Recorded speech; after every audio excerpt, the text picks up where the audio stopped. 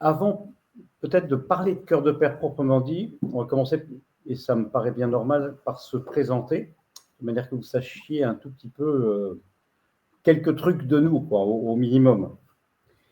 Je vais commencer, alors ça se voit presque pas, mais j'ai le privilège de l'âge. J'ai 70 ans, je suis marié avec mon épouse Véronique, nous avons eu 5 enfants. Et puis, il se trouve que Véronique est morte il y a 13 ans. Il y a 11 ans aujourd'hui, pardon, 11 ans. Et donc, j'ai vécu 8 années de veuvage. Et au bout de ces 8 années de veuvage, j'ai eu la chance immense de rencontrer Béatrix et nous nous sommes remariés. Donc, nous sommes jeunes mariés. Voilà. Ça ne se voit pas, mais quand même. Toutefois, aujourd'hui, j'ai de mon côté 14 petits-enfants. Béatrix a aussi des petits-enfants de son côté. Elle a, elle, 3 filles. Et nos lieux géographiques, ce sont en gros l'Oise, le Finistère, l'Hérault et Paris, où nous nous trouvons actuellement avec Bertrand. Donc on circule pas mal. Et moi, j'ai toujours été très, très attaché à la notion de vérité. Et d'ailleurs, notre premier évangile de mariage avec Véronique, c'était Saint Jean 17, consacre-les dans la vérité. En fin de carrière professionnelle, il y a déjà quelques années, donc j'ai fait après une école de coaching. Donc, autour du mot coaching, il y a un gros flou. On ne sait pas trop ce que c'est. Il s'agit essentiellement d'accompagner les personnes dans leurs inconforts de vie. Par exemple, sur des doutes d'efficacité, sur les échecs, sur les difficultés professionnelles qu'ils peuvent rencontrer, sur des questions de comportement, des questions de relation aux autres, des questions de confiance en soi. En tout cas, on est toujours dans le présent. On n'est pas dans le passé. Et un des trucs qui m'avait le plus frappé dans ma formation, c'était l'un des modules qui s'appelait « La vérité ». Et la vérité est le grand simplificateur. En accompagnement professionnel, j'ai fait un certain nombre de choses, mais toujours en individuel. Mais plus le temps a passé, plus j'ai voulu évoluer vers l'accompagnement des hommes, et notamment dans la question de leur paternité, parce que je trouvais qu'autour de moi, il y avait beaucoup de garçons qui étaient en inconfort par rapport à cette mission de père. Et enfin, pour terminer ma présentation, j'ai été coach chez Talentéo, qu'un certain nombre d'entre vous doivent connaître, où d'une certaine manière, pour être extrêmement caricatural, je dirais que chez Talentéo, on s'occupe plus du prêtre dans son job. Et moi, j'avais envie justement d'accéder à quelque chose qui touche plus à l'identité de la personne. Voilà. À toi, Bertrand. Merci. Donc pour ma part, je suis un petit genou, j'ai 50 ans. J'ai 3 enfants, je suis marié depuis 27 ans. Voilà pour mon histoire familiale. On a vécu une période de maladie de ma femme pendant une dizaine d'années, après avoir eu les 2 grands qui ont 24 et 22 ans. Et puis ensuite, cette maladie quand elle est allée mieux, en fait, ça a provoqué une crise de couple qui m'a beaucoup questionné sur moi, à quoi je sers, finalement, c'est quoi mon identité. J'étais garde-malade quand ma femme était malade, mais maintenant qu'elle est plus malade, quelle est ma place? Et donc, ça a provoqué une crise de couple. Professionnellement, j'ai vécu 20 ans, j'ai vendu de l'informatique, au niveau international pendant 20 ans. Donc, j'ai gagné plein d'argent, j'ai voyagé partout dans le monde, c'était hyper chic. Et puis, est arrivé ce moment un peu critique ça fait une petite dizaine d'années, que crise de couple aidant, commençons à pas très bien savoir quoi faire de ma vie, à y chercher du sens. Je suis allé faire un week-end au Cœur des Hommes qui m'a littéralement réconcilier avec ma dignité d'homme. Je me suis rendu compte qu'en fait, je ne m'aimais pas. C'était aussi simple que ça, même si j'en avais aucune idée avant d'arriver. Et 3 jours après, c'était à la fois le fait de se rendre compte et de se réconcilier. Donc, c'était impressionnant. Et donc, suite à ça, j'ai engagé un chemin de réconciliation avec mon épouse. Maintenant, on fait plein de trucs ensemble et c'est extraordinaire. J'ai quitté l'informatique, je suis devenu sculpteur. Ce n'était pas un projet, mais ça s'est fait de manière empirique et je fais que de la sculpture religieuse, donc des grandes, des petites. J'ai installé ma première statue dans une église là, il y a 15 jours, donc je suis très heureux de ça. Et puis, il faut se méfier de lui parce que quand il rentre dans les églises, j'ai fait 20 ans de commerce. Il tape sur les. Non, c'est mon tour de parole. Et en fait, professionnellement aussi, je me suis formé au coaching parce que j'avais le sentiment que les hommes avaient vraiment une difficulté à être heureux, à trouver leur place, etc. Et une difficulté à oser regarder le fond de leur cœur et même trouver leur cœur, puisque souvent on l'a perdu. Donc, je me suis formé au coaching, je suis devenu délégué général de l'association Au cœur des hommes. En écrivant le bouquin Accomplir sa vie d'homme, je me suis rendu compte qu'il y avait un petit sujet de transmission père-fils, parce qu'il fallait quand même un peu étayer ce qu'on observait dans les camps de littéralement puissant dans le processus. Et en fait, on s'est rendu compte que c'était ni plus ni moins qu'un problème de rite de passage, d'une bascule à l'âge adulte, etc. Donc, c'était une grande nouvelle. Voilà. Et aujourd'hui, je m'occupe on va en reparler peut-être un petit peu, mais au sein d'Eleverum, une structure qu'on a ensemble, d'accompagner des hommes qui sortent de prison pour les réengager, pour leur redonner de l'espérance. La moitié d'entre eux sont papas. Et en fait, c'est un levier fantastique pour éviter la récidive. Donc, c'est plus loin, donc je ne le redirai pas. Et voilà, donc la suite, je le dirai plus tard. Voilà. Alors évidemment, vous pourriez avoir pas mal de questions à nous poser, c'est sûr, mais on vous laissera venir aux questions sur la fin, si vous le voulez bien. En fait, avant d'aborder cette question de l'homme, du père et du prêtre dans l'Église, on voulait vous dire quelques mots de notre perception du contexte ecclésial, enfin quelques trucs qui nous marquent. C'est pas, voilà, ça sort pas ni d'une enquête ni de quoi que ce soit, mais plutôt de nos cœurs à nous deux. Qu'est-ce qui nous frappe dans l'Église d'aujourd'hui et ce que vous devez savoir au fond à propos de ce qui sous-tend notre démarche et puis ce qu'on a envie de dire et d'offrir. Donc, bon, il y a un sujet, c'est le premier, hein, des crises de vocation. Je crois qu'on l'observe tous et on n'a pas besoin d'en dire beaucoup plus. Nous, il y a un truc qui nous chagrine, mais ça concerne quasi plus les laïcs que les prêtres, c'est les chamailleries de clans.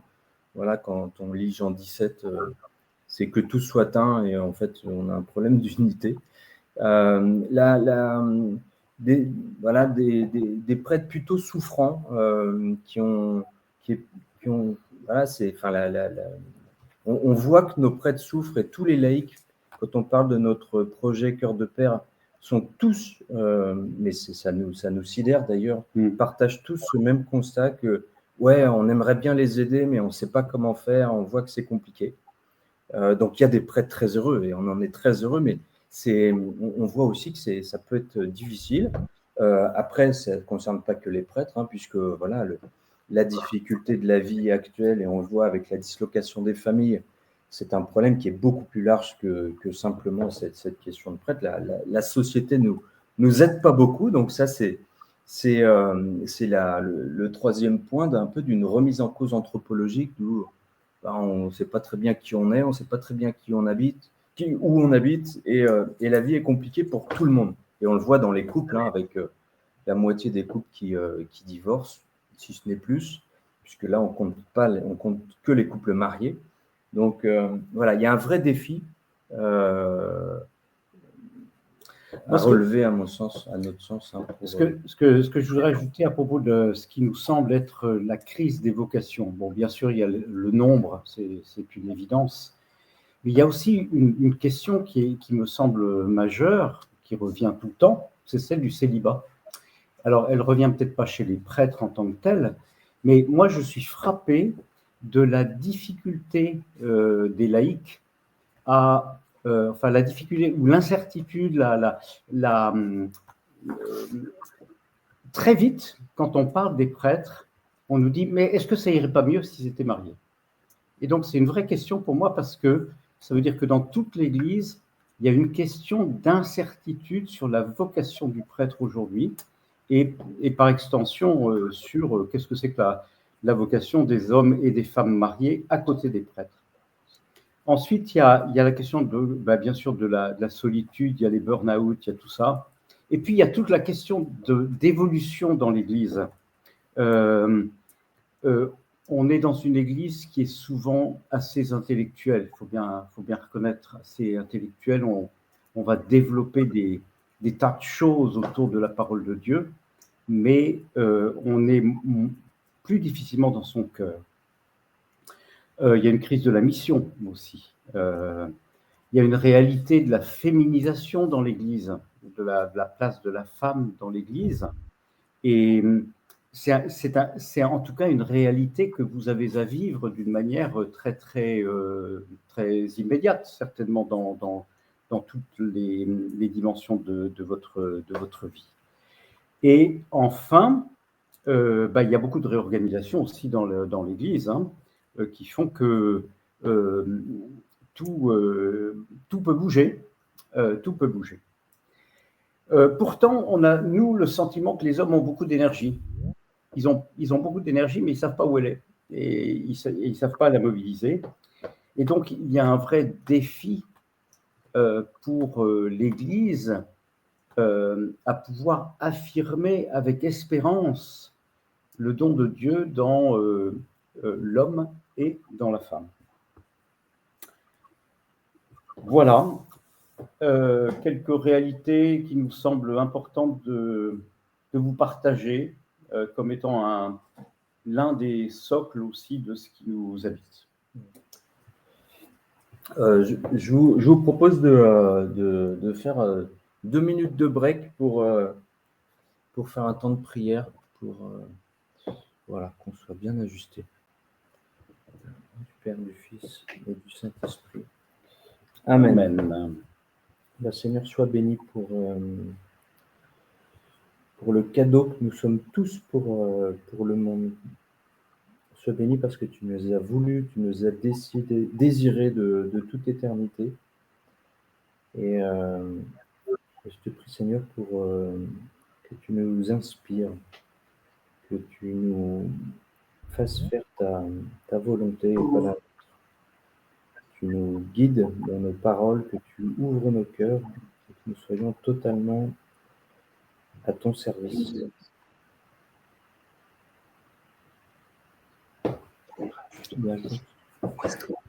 Et 6 jours après, Jésus prend avec lui Pierre, Jacques et Jean, son frère, et il les emmène à l'écart sur une haute montagne. Il fut transfiguré devant eux. Son visage devint brillant comme le soleil et ses vêtements blancs comme la lumière. Voici que leur apparurent Moïse et Élie qui s'entretenaient avec lui. Pierre prit alors la parole et dit à Jésus, « Seigneur, il est bon que nous soyons ici.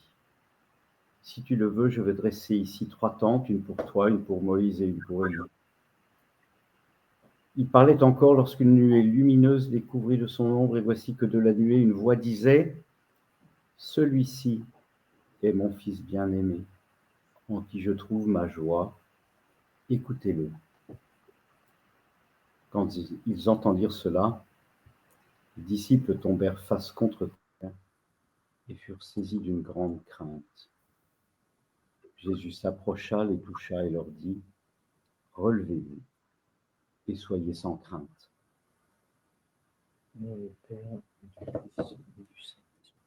Amen. Nous voulions aussi, évidemment, vous donner un peu la genèse de l'histoire de Cœur de Père.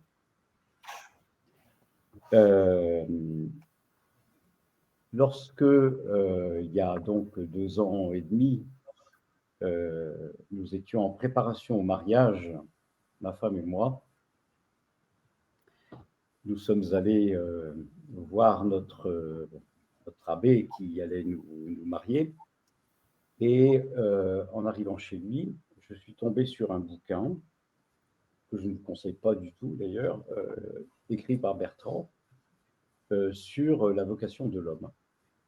Donc j'ai acheté ce bouquin, et puis j'ai commencé à le lire.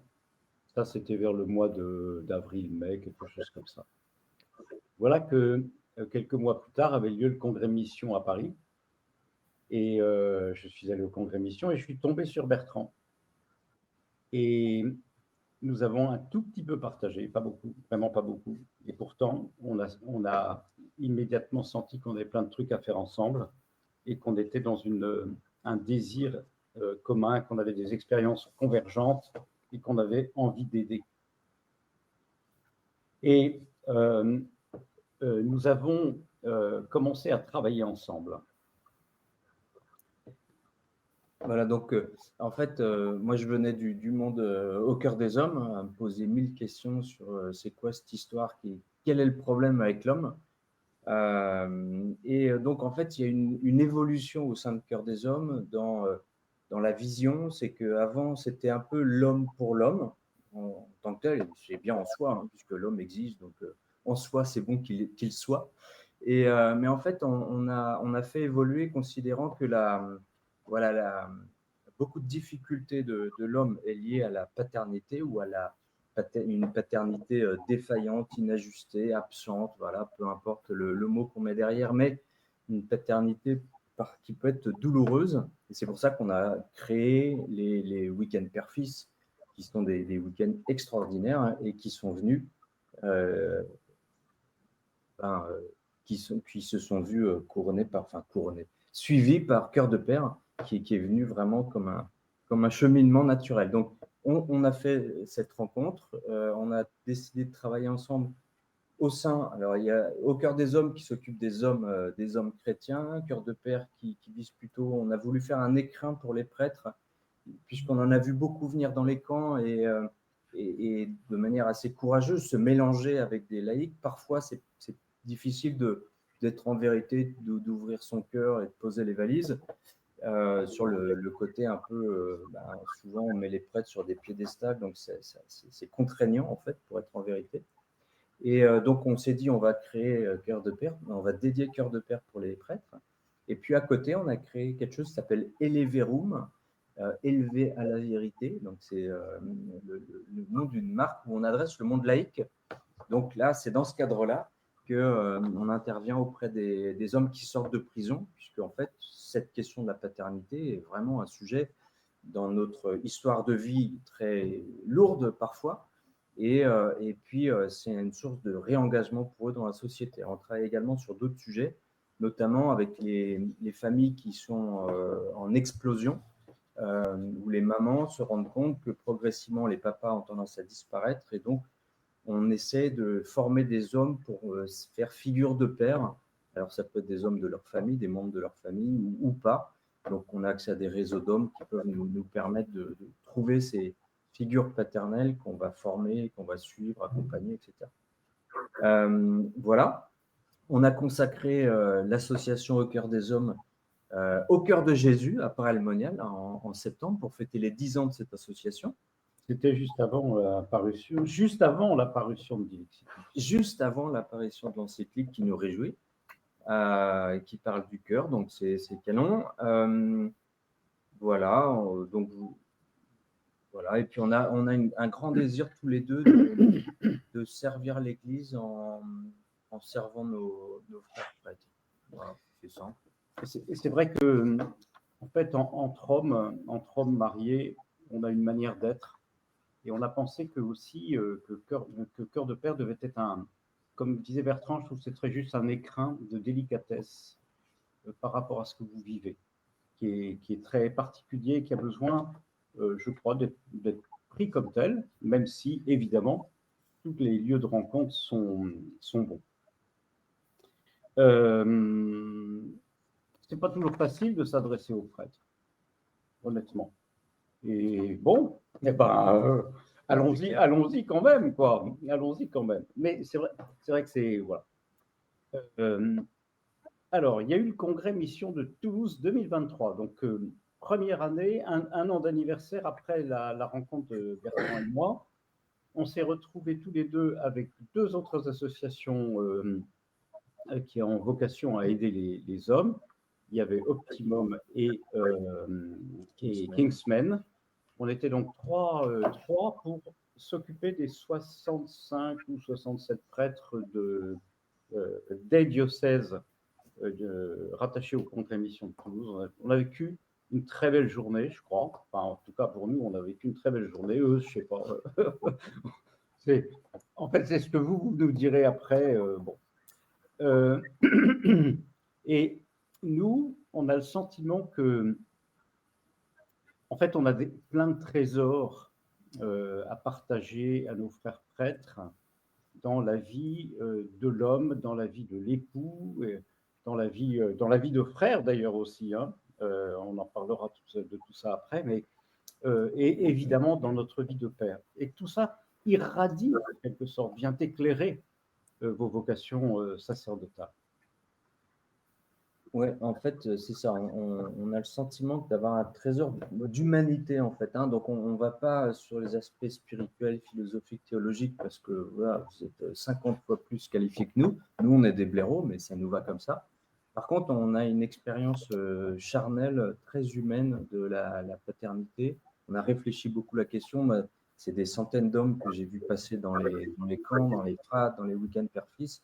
Et en fait, ça dit des choses essentielles et fondamentales qu'on ne voit pas ailleurs. Et donc, c'est en ça que c'est un trésor qu'on veut partager, puisque vous-même êtes très exposé.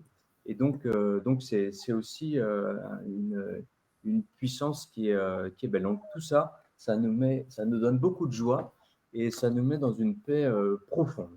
Alors, il y a un truc qui nous donne énormément de joie, c'est la nouvelle encyclique du pape. Donc, j'imagine que vous l'avez tous déjà lue. Elle est pour nous qui œuvrons dans Cœur de Père, Cœur des hommes, d'avoir l'encyclique qui parle du cœur. Alors, elle parle du cœur de Jésus, mais elle parle aussi et beaucoup du cœur de l'homme, dans le sens humain, évidemment. Et ben, en fait, ça nous a complètement. Ben voilà, nous, on voit ça comme un petit truc une opportunité providentielle qui vient nous parler à cœur. Puisque le cœur, c'est vraiment le cœur du réacteur. Et Dieu sait que si les femmes ont plus facilement accès à leur cœur, nous, les gars, c'est plus compliqué. Donc, souvent, c'est caché derrière plein de choses et on ne sait plus où il est finalement. Donc, l'enjeu, c'est de le retrouver. Et c'est exactement ce qu'on fait depuis 10 ans avec Cœur des Hommes. Et grosso modo, on veut faire la même chose pour les prêtres dans Cœur de Père. La recette est assez simple. Hein, on n'est pas des gens compliqués. Donc, on se réjouit de cette encyclique, puisqu'elle vient nous remettre l'enjeu de l'accès au cœur, du retour au cœur, ou pas forcément d'un retour, ça signifierait qu'on y est déjà allé. D'y revenir en tout cas. Voilà, ou d'y aller, peut-être pour la première fois. Moi, j'ai des gars que j'accompagne, ils me disent, mais je ne savais pas que j'avais un cœur, donc bon, ok. Et on y va, et ce n'est pas très compliqué finalement, et ça, c'est la bonne nouvelle. Voilà, donc on se réjouit de ce pape qui parle du cœur. Et voilà quoi. En fait, nos histoires de père, notamment, ce ne sont pas des histoires. Ce sont beaucoup plus des histoires de cœur que d'autres choses. Tous les pères de famille se rendent bien compte que leur paternité n'a de sens et de valeur que par rapport aux liens de cœur qu'ils ont avec leurs enfants ou avec leur épouse. Si c'était une affaire d'intellect, ça tiendrait encore moins longtemps. Et en réalité, si on transpose cela, c'est bien la même chose pour vous. Dans votre vocation propre, c'est un lien de paternité qui est le premier dans votre vie de prêtre, certainement. Voilà, donc c'est surtout ça qu'on a envie de partager, en sachant que, comme le disait Bertrand, revenir à son cœur, c'est revenir à l'humanité de notre cœur, puisqu'il va nous porter vers Dieu. Et que c'est de tous ces talents cordiaux que le bon Dieu nous a donnés, qu'il s'agit de faire vivre pour revenir à lui. Voilà, alors on a monté un programme pour cette année. C'est la première année que Cœur de Père a un véritable programme. Un programme, c'est-à-dire plusieurs trucs à proposer. Vous avez dû regarder le site. Vous avez vu que là, nous commençons donc le premier parcours en visio. L'idée, c'est de vous transmettre, je dirais, le fond de ce qu'on a envie de dire, mais en même temps, on se rend bien compte que la visio, ça reste une visio. C'est pas le même mode de cheminement qu'un parcours vécu ensemble. Donc, il y a 2 sessions qui sont proposées. L'une qui aura lieu chez les Carmes à Avon, à côté de Fontainebleau, au mois de fin avril, à cheval avril-mai, et un parcours, un parcours de rando en plus, qui aura lieu entre Figeac et Rocamadour en deuxième quinzaine de mai. Et puis, il y a une autre dimension qui nous semble vraiment importante de valoriser dans cette présentation, c'est celle de l'accompagnement. Parce que ce soit dans le monde professionnel, que ce soit dans le monde de la vie familiale, et certainement dans le monde de la vie sacerdotale, comme je l'exprimais tout à l'heure un tout petit peu à propos du coaching, on vit des inconforts, on vit des difficultés, notamment des difficultés relationnelles et émotionnelles. Et là, on a surtout besoin de ne pas rester tout seul, mais en même temps de pouvoir se confier à un professionnel. Et donc, Bertrand et moi sommes coachs tous les deux, et on se met à la disposition de tout un chacun dans cette, dans cette dimension ce qu'on veut vous dire aussi au préalable, c'est l'extraordinaire encouragement qu'on reçoit de la part de tous ceux à qui on en parle dans l'Église. Alors, dans l'Église consacrée, dans l'Église consacrée. Dans l'Église laïque, il y a plus d'étonnement. Ah bon, vous avez des trucs à dire aux prêtres? Oh là là, ça va être difficile. Mais chez les prêtres, chez les évêques, tous ceux qu'on a rencontrés, enfin, moi, je n'ai pas eu une seule critique, la seule chose qu'on nous a dit, c'est comment dire, c'est pas soyez fort, c'est essayer d'être le plus juste possible, le plus doux possible, tout ça, mais en fait, il y a une attente qui nous a semblé énorme et cet encouragement nous pousse. Cela dit, Bertrand et moi, nous ne sommes que Bertrand et moi. Et donc, qui sommes-nous? Qui sommes-nous? On s'est souvent posé cette question-là, très franchement, et on peut encore se la reposer ce soir devant vous. Qui sommes-nous pour vous parler? Qui sommes-nous pour vous faire des topos, des leçons, enfin, bon. Donc, il n'est pas question que ce soit notre truc à nous, c'est quelque chose qu'on met au service de l'Église. Et donc, l'Église, elle doit être représentée dans Cœur de Père, et on est en train de constituer un conseil de sages, avec des gens qui ont de l'expérience dans l'Église, qui ont une sagesse dans l'Église. Il y aura des consacrés, il y aura des laïcs, il y aura probablement même des femmes, d'ailleurs. Mais c'est très important que ce ne soit pas un truc qui soit seulement porté par Bertrand et Philippe, avec leur seule vision. Voilà. Donc, on est en cours de constitution de cela. Voilà. Maintenant, on n'a plus qu'à vous dire pourquoi on est là ce soir précisément. Voilà, donc là, ce qui va suivre, il y aura deux choses. Une première qui va être un peu l'explication des 4 piliers du parcours. Donc, on va poser le sujet du parcours, et puis dans un deuxième temps, on parlera du fonctionnement anthropologique universel du cœur de l'homme. On parlera un petit peu de la femme quand même, puisque c'est aussi intéressant. Et ça nous pose aussi, nous. Je vous confirme, c'est très intéressant. Et voilà, donc deux étapes. Et puis après, c'est question-réponse, temps ouvert.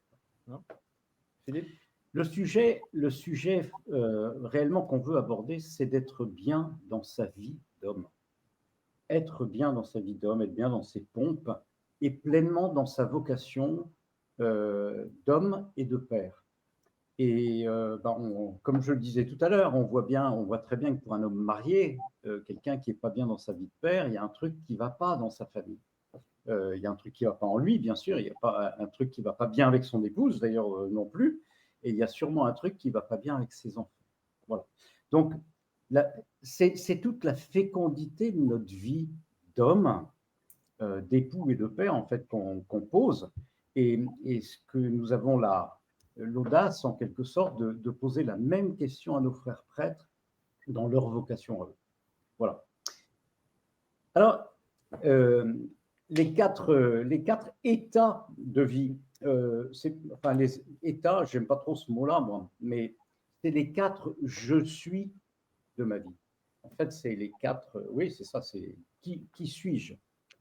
Alors, il y a un truc vachement simple, vous avez dû remarquer la même chose pour vous-même, c'est que quand vous êtes né, au moment de la naissance à la maternité, peut-être pour certains à la maison, on ne sait pas, mais vous étiez quoi? Vous étiez fils, et juste fils, et que fils de papa et maman. Voilà, ça c'est le premier je suis, dans lequel nous avons plein de choses à découvrir dans notre dimension de fils, autant évidemment sur le plan de notre humanité que sur le plan de notre vie avec le bon Dieu. Bon. Ensuite, qu'est-ce qui se passe? J'arrive de la maternité à la maison. Et dans bien des cas, si je ne suis pas l'aîné, j'ai des frères et sœurs qui sont là, un ou des frères et sœurs qui sont là. Et donc, je découvre le fait que je ne suis pas seulement fils, mais que je suis frère. Et si ce n'est pas à la maison quand je rentre de la maternité, c'est un peu plus tard, avec mes petits amis, dans mes relations, et ainsi de suite. Puis on peut souhaiter, bien sûr, que cet état ce je suis de frère, dont on voit bien nous aussi, catholiquement parlant, à quoi il peut nous ouvrir, un jour, heureusement, beaucoup se posent la question de qu'est-ce que je vais faire de ma vie, tout seul avec le bon Dieu peut-être, ou bien avec Gisèle. Et donc, je deviens époux. Et ça, finalement, on se posait la question avec Bertrand, c'est le premier je suis qui change vraiment notre état de vie. Je ne suis plus le même homme parce que je suis un époux. Et qu'il y a des tas de dimensions, bien sûr, de nos épousailles et de notre réponse à notre vocation qui découle de cela. Et puis un jour, j'espère que je vais devenir père. Et là, eh bien, à nouveau, je deviens quelqu'un de encore nouveau, encore neuf. Et à chaque fois, si on prend le truc à l'envers, on voit qu'il y a un accomplissement supplémentaire de notre vie. C'est-à-dire que quand on est père, c'est encore plus que d'être époux. C'est un époux totalement accompli. On voit bien la douleur de ceux qui n'ont pas d'enfants. Quand je suis frère, je vois bien que me marier, c'est un accomplissement extraordinaire de ma vie. Et quand je suis fils, hier j'étais au théâtre et on a vu une pièce qui s'appelle Les parents. Alors ça met en scène des parents avec 3 enfants majeurs, etc., etc. Sauf qu'il y en a un qui est resté le petit garçon à papa et maman. Et en fait, il n'est que fils et il est resté que fils. Le petit gars attardé, quoi. Et quelle tristesse de le voir quand il se complaît là-dedans. Donc on voit bien qu'il y a un accomplissement à devenir aussi un frère.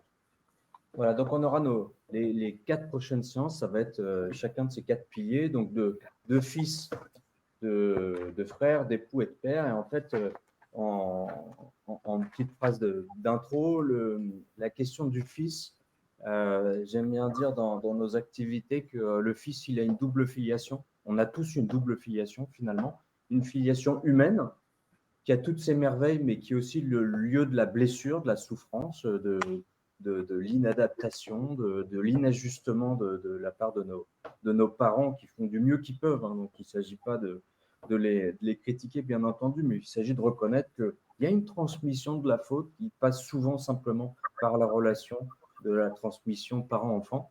Donc, cette humanité, cette filiation humaine, elle est abîmée. Et c'est assez conforme à ce qu'on dit au sein de l'Église, par le péché des origines qui se transmettent génération en génération. Il n'y a pas besoin d'aller sortir de chez soi pour être blessé. On fait, nous, en tant que papa, on sait bien qu'on blesse nos enfants avec la meilleure volonté du monde, on fait des âneries, quoi. Parce on n'a pas la science infuse, on n'est pas Dieu, et on n'est pas le Père. Voilà. Et puis, en même temps, cette double filiation, on a cette filiation divine, puisqu'on est fils et fille de Dieu, c'est quand même pas rien. Qui nous adopte et c'est en fait vers là qu'on est tous appelés à se tourner et le rôle du père là qui est, je reviendrai dessus dans le 4e point, mais intervient ou pas et ça peut provoquer des blessures encore plus profondes en fonction de son propre comportement. Donc l'importance de l'image du père, la figure du père qu'est le père, elle est essentielle dans la blessure, et peut-être même dans sa résolution aussi. Donc le deuxième pilier. Le deuxième état, c'est le frère. Donc le frère, c'est d'abord là où on va partager son expérience humaine. C'est là où, si on ne l'a pas, si on n'est pas frère, quelle solitude, mon Dieu, quelle solitude. On reste dans la solitude et finalement, je ne sais pas si on a le choix ou pas le choix, mais parfois, peut-être oui, parfois on a le choix et on reste dans sa bulle et on ne veut pas vivre sa vie de frère. Pourtant, quand on est frère, c'est le lieu aussi où s'exprime la confiance, où s'exprime notre vulnérabilité. C'est le lieu où on va vivre peut-être des blessures, certes, mais aussi où on va vivre la joie et où on va apprendre, faire l'apprentissage du pardon. Faire l'apprentissage du pardon. Pour ça, on a besoin d'être frère. C'est quand on est frère, on le sait bien, quand on est un petit garçon qu'on a un grand frère, ou quand on est un grand frère et qu'on a un petit frère, donner ou recevoir, c'est quand même très compliqué. C'est tout un apprentissage, donner et recevoir. Bon. Puis enfin, bien sûr, il y a la dimension spirituelle dans laquelle c'est pas nous qui allons vous faire un topo, mais quand même, nous sommes invités à être frères de Jésus. Et frères de Jésus, moi, la seule explication simple que je trouve à dire, c'est que, en fait, nous sommes fils du même Père. Nous sommes fils du même Père, du coup, nous sommes frères de Jésus. Et moi, ça m'interroge un peu dans ma relation fraternelle à Jésus, en fait. Voilà. Ensuite, il y a cet état ou ce je suis d'époux. Et dans cette relation d'époux, j'ai l'impression que ce qui est absolument majeur, c'est que c'est là où je donne une réponse au fait d'aimer. Je me donne totalement. Je me donne à toi, puis je te reçois comme épouse. On va faire l'apprentissage d'une vie commune comme époux.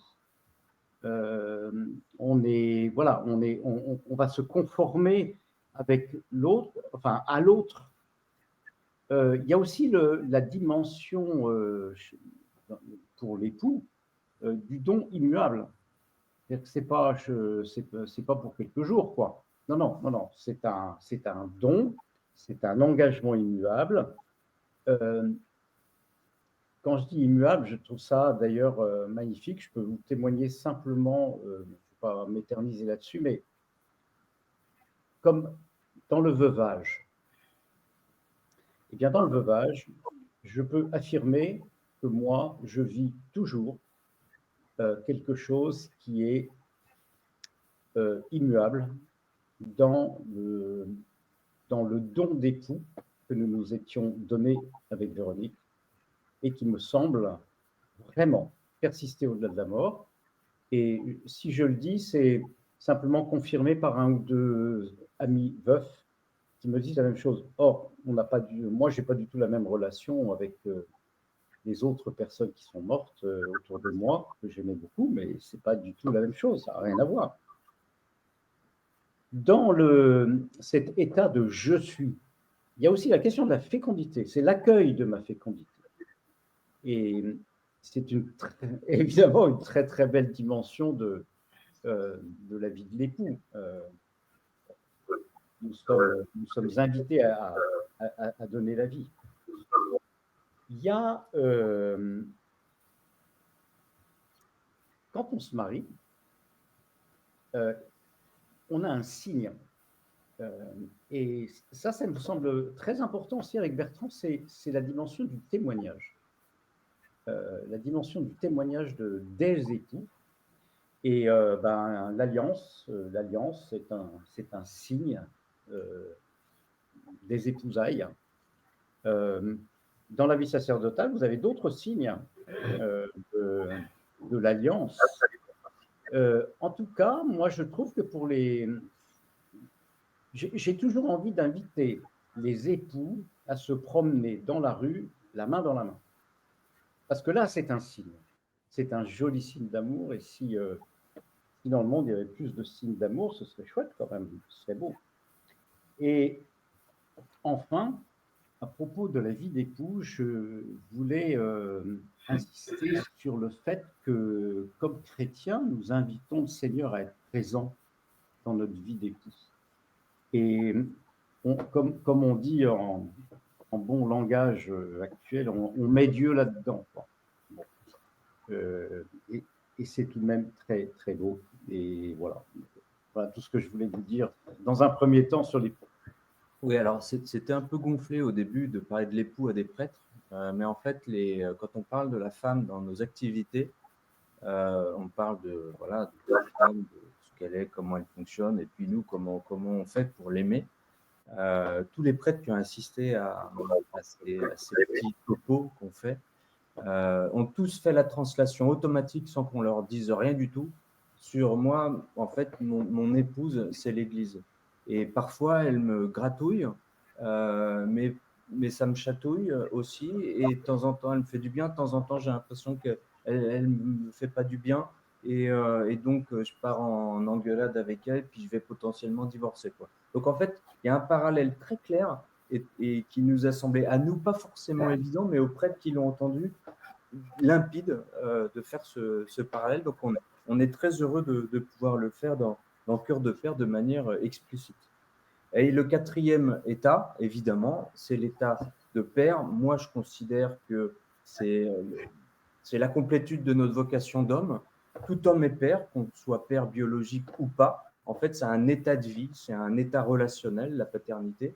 Puisque la paternité, en fait, si on la réfléchit sur le plan biologique, c'est le rôle du père, il est double. C'est un tiers séparateur. Donc, en fait, il sépare du monde de l'enfance pour équiper l'enfant, pour en faire un adulte. Et donc, il sépare de maman, quelque part, pour que l'enfant, il revienne comme un adulte. Il restera le fils de sa mère toute sa vie. Simplement, ça ne sera plus le fils à maman ou le fils à papa, mais ce sera un homme adulte avec une mère adulte et puis un père adulte. Donc, c'est une relation de liberté. Donc, ça, c'est ça que sert la séparation. Et ça, c'est le rôle du père, qui est le tiers extérieur, qui vient couper la fusion. Et puis, le deuxième rôle essentiel, c'est le rôle de bénissant. Premier chapitre de la Genèse, Dieu a créé le monde par la bénédiction, par sa parole, parce qu'il voit, en fait, il dit et sait. Et en fait, le père, il donne la vie psychique, quand la mère donne la vie biologique. Et en fait, la vie psychique, c'est l'ouverture à la vie spirituelle. Et ça se passe comment?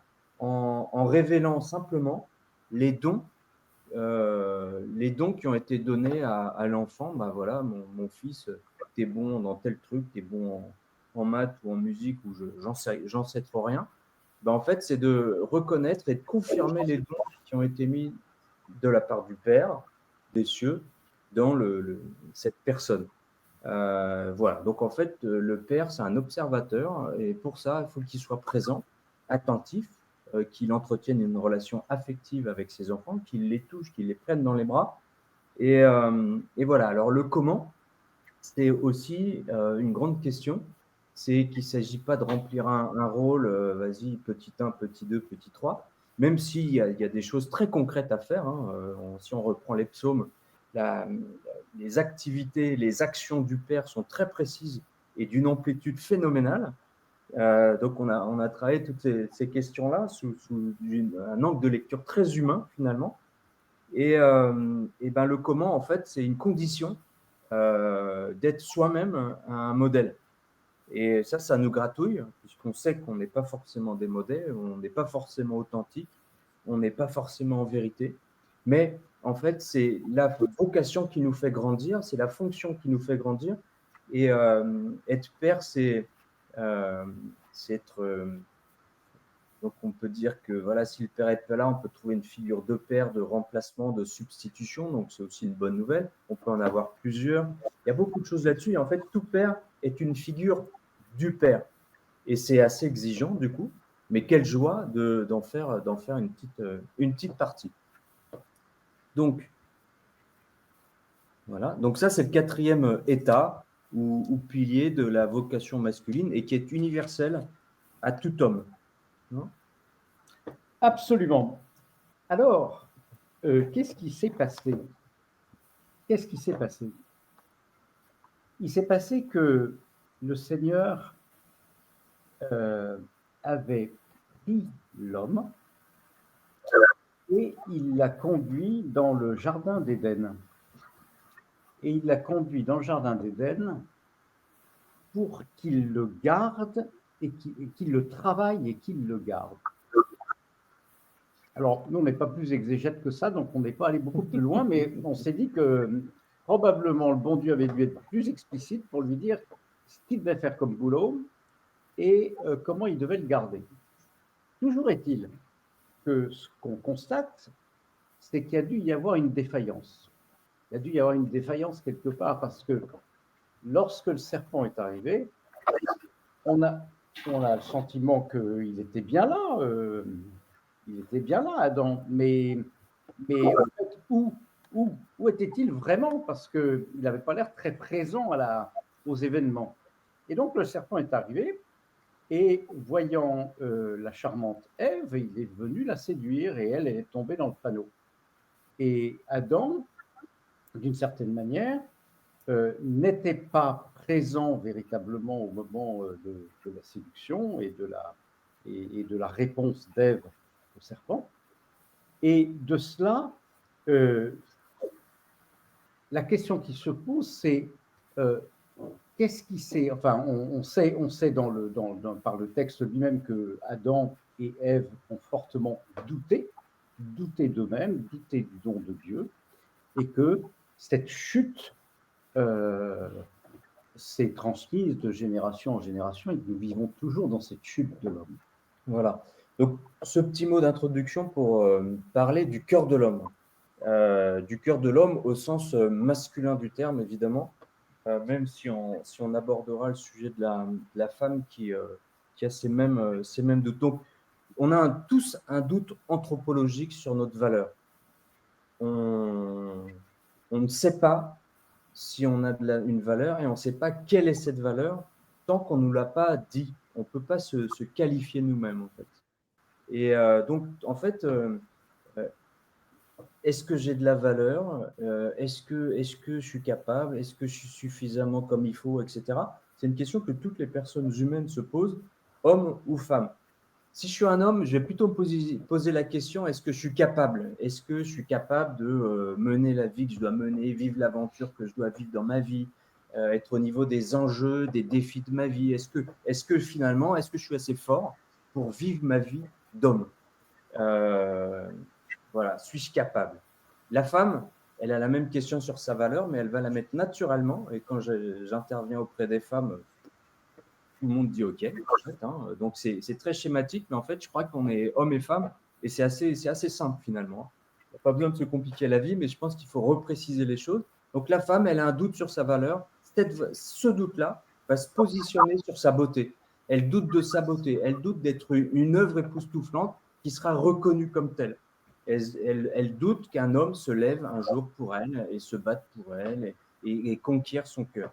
Conquiert évidemment par le biais de l'invitation. Hein. Il ne s'agit pas d'une conquête avec une épée. Voilà, donc ça c'est une spécificité humaine. Hein. On a un doute sur notre valeur. Le lion, quand il se réveille le matin, il ne se pose pas de questions. Il sait que c'est un lion. Bon, voilà, il ne se pose pas de questions. Un arbre, un chêne, c'est un chêne. C'est pas un thuya, c'est un chêne. Voilà, point, terminé. On est la seule espèce à nous poser la question, mais qui suis est-ce que j'existe vraiment si je ne suis pas qui je suis? Enfin, voilà. C'est bien compliqué, mais la question anthropologique de fond, c'est une question sur ce doute. La bonne nouvelle, c'est que c'est normal de se poser la question et qu'on n'est pas malade parce qu'on se pose la question. Donc, on est juste un mec normal. Par contre, en l'absence de réponse, là commencent les emmerdes. Parce qu'en fait, en l'absence de réponse, soit je m'invente une histoire, soit, et c'est la plus grande partie du cas, même quand on s'invente une histoire, c'est qu'en fait, on s'autonome et c'est toujours un nom lié à une sentence ou une malédiction, ou c'est un nom pourri. Je suis blaireau, je suis lent, je suis gros, je suis moche, je suis pas intelligent, je suis sous-polais, je suis timide, je suis associable, je suis tout ça. Et parfois, ce sont des choses qu'on a entendues petit. Moi, quand j'étais petit, on m'a dit Bertrand, t'es timide. Bon, bah, ok, c'est ça que je suis, moi. Bon, bah, je vais faire le timide. Et puis, je me suis convaincu, bah, en fait, c'est ça, je suis timide. C'est mon identité, au moins, j'ai quelque chose sur lequel me raccrocher. Mais ça, c'est pas mon vrai nom. Hein. Mais on a tous, dans le secret de nos cœurs, un petit nom comme ça qui est la conséquence de ce doute. Voilà, je suis pas au niveau, quoi, je suis décevant. Donc, le meilleur moyen pour s'en départir, à première vue, c'est qu'on est un peu tout seul avec cette histoire-là, parce qu'en fait, moi, je suis timide, j'ai pas envie que tout le monde sur la Terre sache que je suis timide. Chez nous, ils vont faire le mec qui est pas timide. Je vais faire le mec qui est super enjoué, etc. Voilà, super, la classe. Sauf que c'est une grande imposture. Et en fait, je m'isole encore plus parce que je me sépare de mon cœur, je m'éloigne de mon cœur au risque de le perdre. Et c'est pour ça que beaucoup d'hommes ont perdu la route de leur cœur, finalement. Hein. Donc, c'est cette conséquence de ce nom de blaireau. Hein. Moi, j'aime bien utiliser ce terme-là. On a une organisation qui s'appelle Notre-Dame des blaireaux. Voilà, ça rassemble tous les mecs comme nous. C'est le président. Je suis vice-président. Voilà. Donc, en fait, il y a quatre conséquences à ce doute. C'est d'abord, j'en ai parlé, c'est la solitude du cœur. C'est le drame de tout homme. C'est la solitude, parce qu'en fait, on a du mal à être en vérité, donc à partager nos vulnérabilités, parce qu'en fait, ce serait une faiblesse. Alors que pour moi, partager sa vulnérabilité, être en vérité, c'est la plus grande force qui réside au cœur de l'homme. Mais pour ça, ça nécessite une conversion du cœur, un accès au cœur, une réconciliation avec soi-même. Ça, c'est important. Voilà, donc cette solitude-là, elle peut nous mener à trois manières d'être. L'imposture, parce qu'en fait, on se planque, on se cache, on n'a pas envie d'être décelé, timide, blaireau, pas doué, j'en sais rien. Donc, on joue le rôle, l'imposture. Moi, je suis sorti avec plein de filles, j'ai abîmé plein de cœurs. Et tout ça, c'était une soif d'exister, de vivre. Voilà, c'était mon imposture et j'ai cru un moment que c'était mon identité. Et là, c'est le drame. Et il y a deux travers qui se répondent et qui sont très puissants. On va trouver avec Adam, c'est la passivité. En fait, je suis pas doué, je suis un blaireau, donc j'ai pas envie, quand il va falloir que je montre qui je suis vraiment dans une situation particulière, j'ai pas envie de m'exposer pour en fait montrer que je vais rater. Donc, qu'est-ce que je fais pour éviter de rater? Je ne suis pas plus bête que les autres. Ben, je vais éviter de livrer bataille. Comme ça, je ne vais pas la perdre, la bataille. Ça provoque la lâcheté chez les hommes, la fuite. Et ça, c'est assez, malheureusement, assez fréquent, assez répandu. Et puis l'autre travers, c'est la domination. J'ai peur de, je ne sais pas très bien qui je suis. Dans mon imposture, je veux être quelqu'un de bien. Je veux montrer que je suis costaud quand même. Donc, je vais surdominer, surjouer. Et là, je rentre dans la domination avec toutes les formes de perversion qu'il peut y avoir, les manipulations, etc., etc. Et souvent, c'est un mix de tout ça qui nous habite. Alors, on peut être passif et dominant sur certains aspects ou sur d'autres. Enfin, voilà, on regarde les espaces de notre vie, puis on se rend compte que, ouh là, c'est pas bien, tout n'est pas forcément bien clair. La femme, elle a des travers également qui ne sont pas forcément les mêmes, sur le même doute et qui est sur sa beauté. En fait, elle a deux travers principaux. C'est le contrôle. Donc, elle va contrôler, elle va piloter. On voit Ève à la Genèse, hein, voilà, elle papote, elle prend, et puis elle y va. Elle prend la place, elle occupe l'espace parce qu'elle a peur d'un silence sur lequel on reviendra, un silence du père, hein, finalement, qui ne l'a pas confirmé. Donc, elle meuble pour éviter ce silence qui est encore plus douloureux qu'une parole qui ne serait pas ajustée. Ou le deuxième travers, enfin, le deuxième conséquence de ce doute chez la femme, c'est une demande d'attention exagérée. Demander de l'attention, c'est normal, mais qui est une demande d'attention systématique, un peu victimisante, une forme de dépendance affective, c'est quelque chose qui est issu de ça également. Donc en fait, en résolvant ce doute initial, on résout énormément de ce qu'on appelle aujourd'hui de problèmes psychologiques, qui ne sont pas des problèmes psychologiques, ce sont des problèmes de construction anthropologique qui ne sont pas finis en fait, et qui sont très liés directement à la présence ou à l'absence du père, ou alors à l'engagement, au désengagement, à la défaillance du père. Donc, la bonne nouvelle, c'est que tout ça, ce n'est pas une fatalité, et que le père, c'est une expression que je reprends à Lacroix, là, le doyen de la théologie, le doyen de la fac de Lyon, Xavier Lacroix. Il dit que le père aime d'une espérance inconditionnelle quand la mère aime d'un amour inconditionnel. Le père, il porte une espérance inconditionnelle. Et en fait, c'est un grand chemin d'espérance. Il n'y a pas de fatalité. Et la bonne nouvelle, c'est que le père peut être remplacé par une figure de substitution. Donc, s'il a disparu, eh ben, il a disparu. Donc, on va trouver d'autres figures. Et en fait, on propose des exercices pratiques pour aller chercher cette bénédiction, comme Jacob est allé chercher sa bénédiction pour devenir Israël. Il l'a volée. Il ne s'agit pas de la voler, mais d'aller la chercher en tout cas. Si on ne va pas la chercher, elle ne va pas venir à nous toute seule. Et donc, pour finir sur le cœur de l'homme, on est habité de désirs, d'aspirations qu'il est important d'observer, de regarder. Voilà, on n'est pas obligé de se flageller pour faire il faut toute sa vie. Au contraire, notre vocation, il me semble que, mais on l'a tous ressenti à un moment, elle est au cœur de nos désirs profonds, c'est ce qui nous donne beaucoup de joie, etc. Donc, c'est à entendre. Moi, j'ai repris la sculpture. Je suis une famille d'artistes, mais c'est à 44 ans que j'ai repris la sculpture, simplement parce que j'avais envie de modeler, c'est tout. Et donc, je l'ai fait. Et en fait, ça m'a ouvert. Voilà, maintenant, ça n'arrête pas et je ne sais pas comment je dois faire pour gérer mon temps. Mais voilà, l'aspiration profonde, les désirs profonds, tout ce qui nous procure de la joie, c'est vraiment une piste à suivre. J'ai des potes prêtres qui ont réduit un peu leur temps d'oraison, qui vivaient comme un truc un peu obligatoire à rabâcher des trucs. Ils ont dit, bah, ok, je fais moins oraison, mais je vais mettre à peindre. Et en fait, ça a illuminé leur oraison derrière parce qu'ils se sont reconnectés avec leur cœur profond. Et ils ont pu se renouer, recentrer, se réunifier avec eux-mêmes, en fait. Et tous ces désirs du cœur de l'homme, comme le combat, on a tous soif de se battre, mais c'est pour servir des causes, de vivre l'aventure, on n'a pas envie d'être plan-plan, on a envie d'être un peu dingue dans la vie. Et c'est une bonne nouvelle, même si c'est un peu fou et qu'il y a des risques, etc. Mais en fait, souvent, on voit des hommes partir au combat, faire la guerre plus facilement que de dire non à leur femme. Il y a quand même des choses étranges dans les équations de la difficulté des, obstacles qu'on a à franchir dans notre vie. Et puis, donc, on a tous cette attirance pour la beauté. Donc, moi, je suis un virtuosien dans l'âme. Donc, s'émerveiller, apprendre à s'émerveiller et regarder pour s'émerveiller, c'est une intention qu'on peut donner à ce qu'on fait et qui est très louable et qui, pareil, nous ramène vers notre cœur sensible, en fait.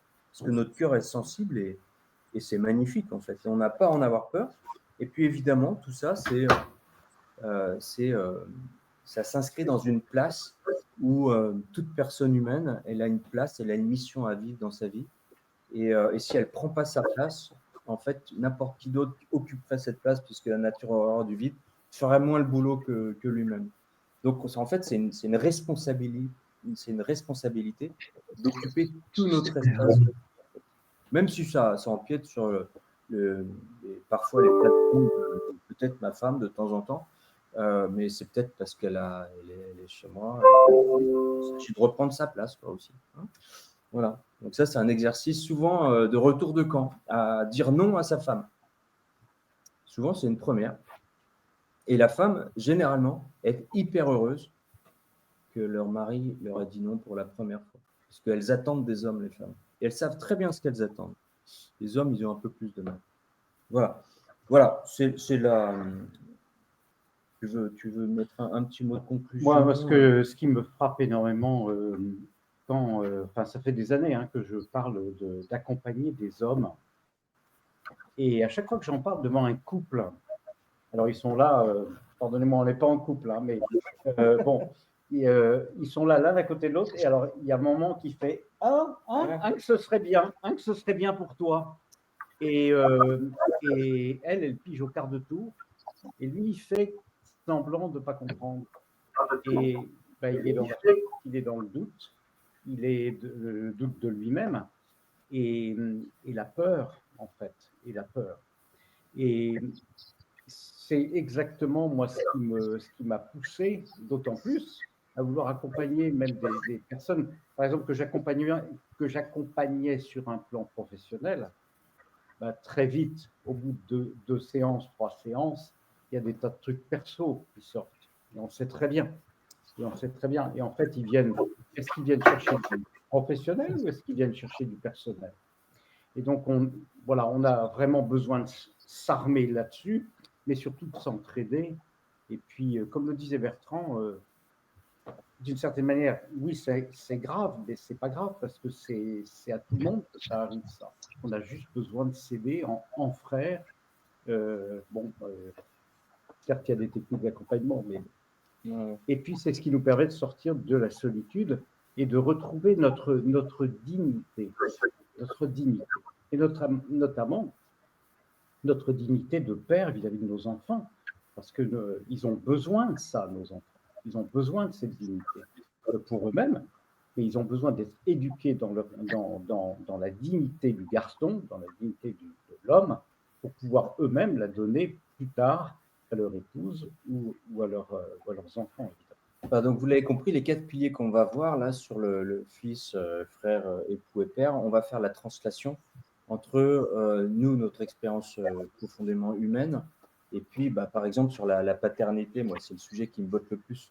En fait, tout homme est prêtre. Vous, on vous appelle père. Donc, ça dit clairement, explicitement quelque chose de la paternité. Et donc, ça suppose des comportements avec ses enfants. Donc là, pas ses enfants biologiques, mais ses enfants, je ne sais pas, spirituels ou j'en sais rien. Vos enfants à vous, c'est vos paroissiens. Et voilà. Et en fait, c'est un mode de relation qui est très spécifique, en fait, la paternité. Et donc, il y a des clés assez simples, finalement, et c'est la bonne nouvelle, c'est que tout est simple à mettre en œuvre et qui ont des conséquences de transformation sur sur nos enfants, et puis derrière, c'est un mode relationnel. Moi, on est tous pères les uns avec les autres, et autant Philippe peut me dire des paroles paternelles que moi.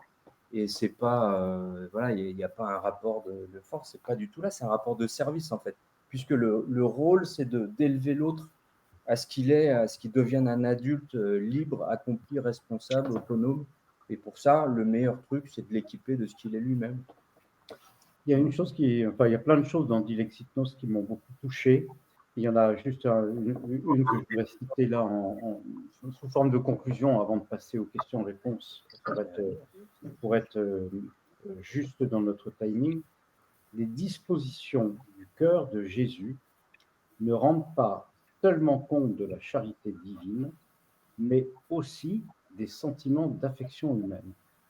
Et moi, ce vers quoi ça me porte, bien sûr, c'est vers le cœur de Jésus comme chrétien, mais aussi vers mes frères, c'est-à-dire vers tous ceux qui ont besoin de grandir dans leur affection humaine, parce que je sais que c'est là le lieu de leur vrai confort, mais vous voyez, un confort qui soit constructif et qui soit dans le cœur de Dieu et qui les pousse vers Dieu, qui les propulse vers l'amour de Dieu. C'est vrai que si on est dans l'inconfort, franchement, c'est difficile de croire quand on est dans l'inconfort. Ben voilà, mais un petit temps de questions-réponses. Ouais, merci pour votre écoute, attention. Et on est sur le timing, c'est incroyable. Donc on a 15 minutes là de questions-réponses. Voilà, donc je crois que la parole est ouverte. La parole est ouverte, donc n'oubliez pas de...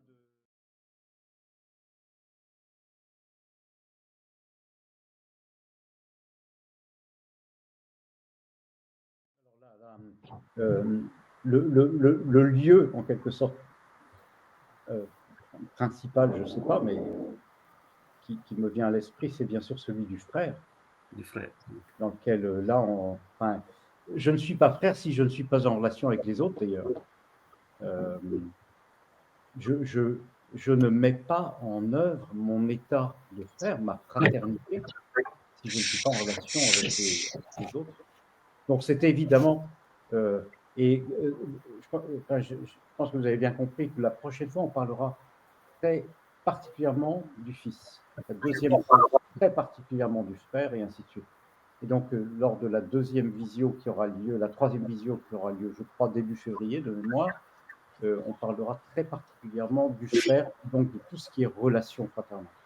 Le frère s'entend fraternité au sens large, donc évidemment avec la fraternité intrafamiliale, je pense que c'est une expérience particulière, mais également la fraternité au sens large, donc avec toute la communauté humaine, évidemment. Je relisais une parole d'Ilexitnos, l'amour pour nos frères est l'acte le plus grand que nous puissions offrir pour lui rendre au Père, amour pour amour. Donc, c'est la fraternité horizontale, quoi. Très bien, donc en tout cas, c'est bien compris.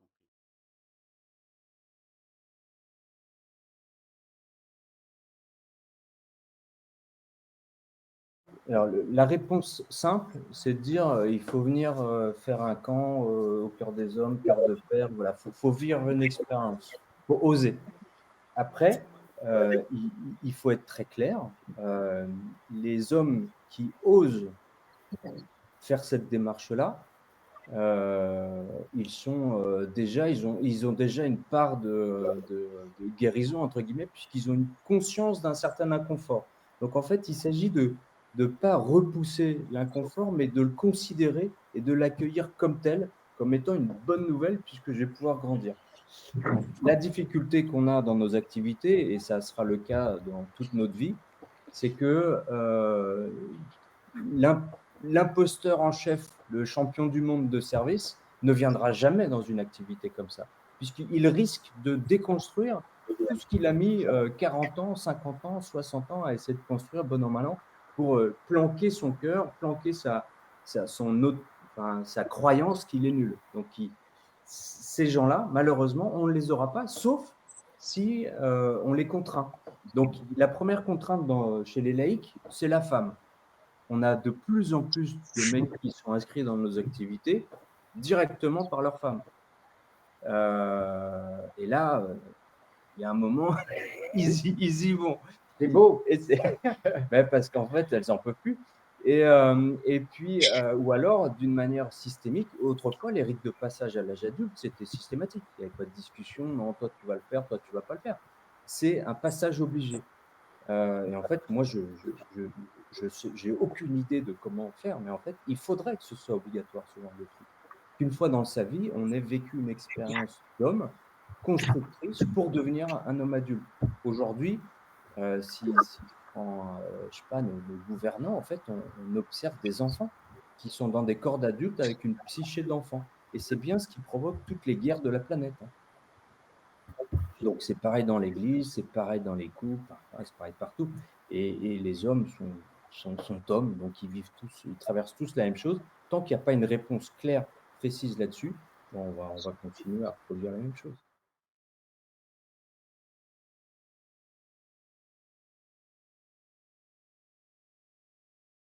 Merci pour votre question ardue, puisque nous ne sommes pas des exégètes. Mais en fait, pour moi, le cœur, c'est le lieu d'unité, c'est le lieu de l'unité intérieure. J'accompagne en vitose aussi, et en fait, le fait d'être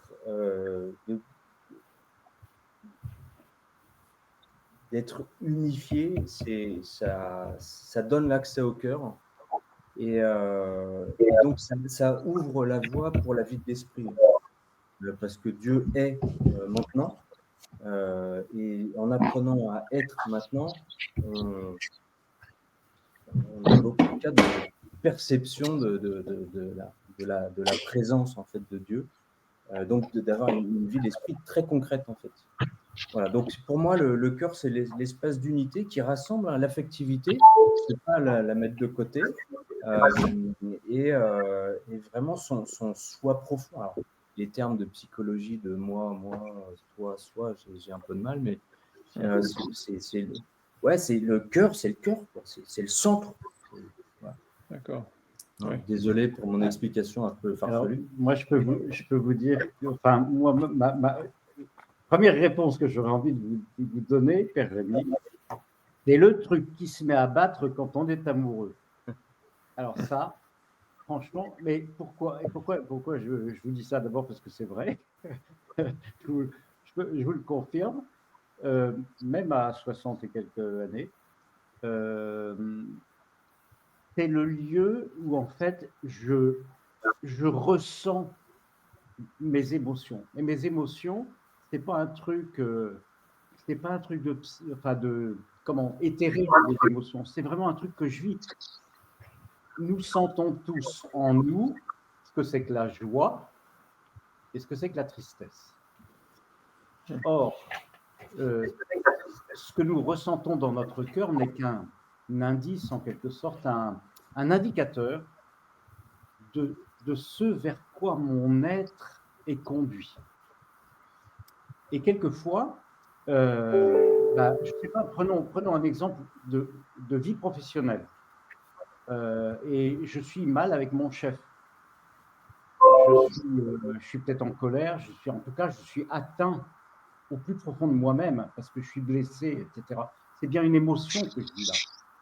Et c'est quelque chose que non seulement je peux travailler humainement, et c'est ça qui me plaît dans la toute petite phrase que je vous ai lue tout à l'heure, je peux la travailler humainement, mais je peux aussi la travailler spirituellement. Parce que c'est là que le bon Dieu va se révéler.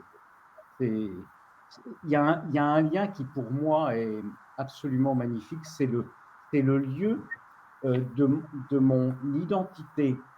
C'est le lieu de ma vie et c'est le lieu dans lequel se révèle le Seigneur. Vous savez, moi, intellectuellement, défendre la foi sur un plan purement intellectuel, j'ai beaucoup de mal. Donc, ça n'est pas dans le cerveau que ma foi s'exprime le mieux. Bien sûr qu'il me faut un tout petit peu d'intelligence, ça n'empêche pas l'intelligence pour expliquer sa foi et la transmettre, mais là où je la vis vraiment, où j'en témoigne, c'est pas par mon discours très brillant, c'est par ma vie. Voilà, c'est vraiment le plus profond de moi-même, c'est tout ce qui bat en moi le cœur. Et Et comme le battement amoureux que je décrivais, que chacun comprend bien, je pense que si notre cœur s'arrête en quelque sorte de vivre, et pour décrire ce qu'il vit, on dit que ce sont des émotions, mais en tout cas, pour décrire, il vit parce que nous ressentons tout cela, et que nous vivons en Dieu et que nous ressentons la joie de Dieu. Et en fait, vous voyez, dans une vie de père avec ses enfants, on a plusieurs fois par jour l'occasion de voir comment son cœur réagit, quoi. Dans la joie, dans la tristesse, dans la colère, dans plein de choses. Et si on a la chance, la joie d'avoir plusieurs enfants, on sait bien qu'on ne va pas vivre toujours les mêmes émotions, mêmes moments avec chacun. Donc ça n'arrête pas. Mais entre nous chrétiens, c'est bien la même chose. C'est bien la même chose. On vit des trucs magnifiques dans certaines assemblées, des trucs qui sont plus tristes, de voir par exemple une vie fraternelle qui ne se développe pas, qui ne vit pas, qui n'est pas dont on n'a pas envie, quoi. On n'a tout simplement pas envie. En fait, moi, ce que je trouve extraordinaire dans ma vie d'aujourd'hui,